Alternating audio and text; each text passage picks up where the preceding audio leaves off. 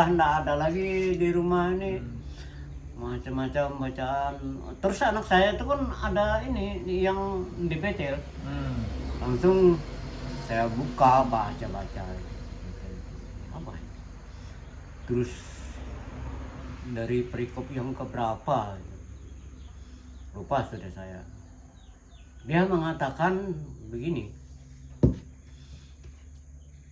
Di dalam aku ada dia, di dalam dia ada aku. Bilang apa? Orang Betel. Yohanes salah. Kan Yohanes yang itu. Yohanes salah tafsir. Lalu pemikiran saya, Yohanes ini bukan penafsir Injil. Dalam pemikiran saya, Yohanes membuat Injil, pengarang Injil. Oke. Loh, mana ini saya bilang ini? Saya bertanya sendiri, nggak saya tanya sama siapa. Terus Diam aja saya. sampai sekarang. Sampai sekarang bagaimana ini? Gimana jelaskan? Dalam dia ada aku, dalam aku ada dia. Iya. Maka itulah antara Bapa, Putra, Roh Kudus itu satu. Barang siapa melihat aku, melihat Bapa. Lalu Tuhan bilang pada Thomas, kurang berapa lama lagi aku bersama kamu? Aku dan Bapa adalah satu. Ya. Tidak ada orang yang bisa sampai kepada Bapa kalau tidak diberitahu atau tidak dibukakan oleh anak itu.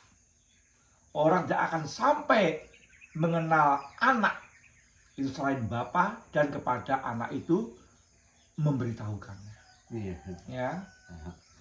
Jadi untuk sampai pada iman kepada Yesus itu kita boleh punya romo yang hebat, kita boleh punya pengkhotbah yang hebat, kita boleh mempunyai katekis yang hebat, kita boleh mempunyai suster-suster yang hebat, kita boleh mempunyai sekolah-sekolah yang hebat. Tetapi untuk beriman pada Yesus, kalau Allah sendiri tidak membukakan, maka tidak akan bisa beriman pada Dia.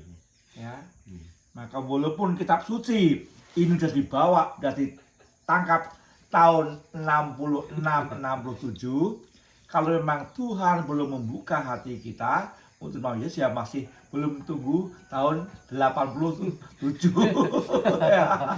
Setelah 20 tahun ya. Tahun kemudian. Nah itu ya, sehingga kita percaya sehebat pewarta apapun ya, para rasul, para murid apapun, kalau memang Tuhan belum mau membuka dan kita belum mau menanggapi, ya belum sampai. Ya, belum sampai. Jadi kita itu sebenarnya ya bersyukur bahwa kita bisa dibukakan mata hati kita, iman kita untuk mengimani Yesus sebagai juru selamat, Mesias gitu ya. Ya. Sehingga nanti katakanlah kalau kita mati itu sudah Tuhan bilang tempatnya jelas ya. Kita mati itu tempatnya jelas, tidak akan malang, tidak menjadi arah gentayangan, tidak akan diam di gua-gua ya, tidak akan datangi cucu, cucu kenapa kamu nggak ngasih, enggak ya. Tuhan bilang di mana aku berada, disitulah murid-muridku berada. Aku pergi menyiapkan tempat bagi kamu. Di sana banyak tempat tinggal. Kalau tanya orang Katolik nanti mati gimana? Ikut Yesus lah. Karena apa? Karena Tuhan bilang di mana aku berada, murid-muridku juga berada. Nah, sekarang kita tinggal menjalani sebagai muridnya Yesus saja. Ya. Yang murid Yesus bisa sebatas KTP, tapi juga sungguh-sungguh KTP dan juga menjalankan apa yang diajarkan Yesus ya. Ada yang bilang, Romo yang penting kan berbuat baik, Romo mau agamanya apa? Oh, nggak bisa begitu. Itu kesalahan terjebak. Kalau kamu itu tinggal di kelompok para perampok, kamu dianggap baik kalau kamu berbagi adil dengan para perampok itu kan? Iya, iya. Iya lah. Iya, iya. Ya, kan kurang kebaikannya pada orang sekitar situ. Iya. Ya.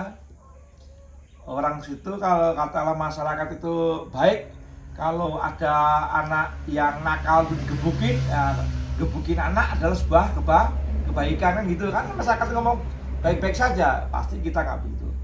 Kebaikan kita adalah standarnya, ukurannya adalah kebaikan seperti yang diajarkan Yesus. Ya kembali kita ke ini tadi. Tanggapan Romo apakah salah? Tapi tanggapan saya salah itu. Tanggapan Di dalam aku ada dia, di dalam dia ada aku. Si pendeta itu mengatakan ini salah. Ini Yohanes salah tafsir.